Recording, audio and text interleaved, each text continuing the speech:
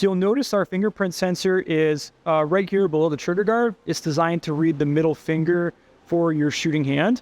So why do we pick that location versus others? So we did a lot of research with users of various different mock-ups and models of different sensor locations, and just watched and observed to see what solved the problem without creating additional pain points. Because the experience that we want to create with the smart gun is you just pick it up and it works. It's just like any other gun. There's no extra steps you have to do. And so when we looked at other locations, one of the ones we also looked at quite a bit was like having it up here along the side of the, like where you'd have your finger off the trigger at ready before you're ready to fire.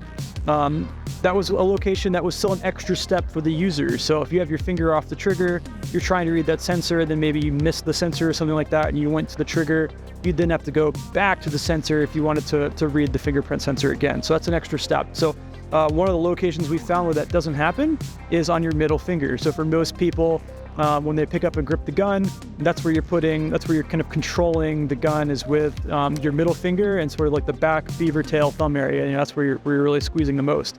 And so we wanted to make sure where your fingers have the most contact most frequently, we wanted to have the sensor right there. And so that's why we did that.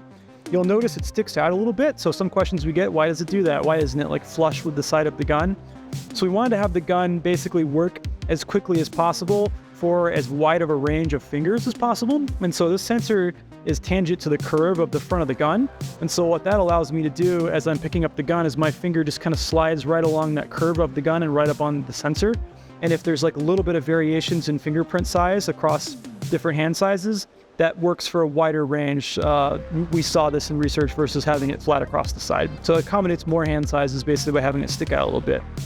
So then moving to the facial recognition system. So we decided to put it here on the beaver tail of the gun. So we wanted to look at, we did some research putting cameras on guns. We wanted to see where is the face in view most frequently.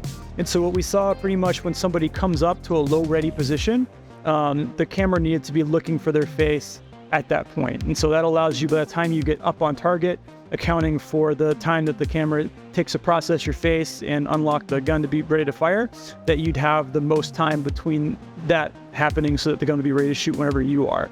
And so coming up at a low ready, the camera's at a little bit of an angle, so it's looking up at your face from that position.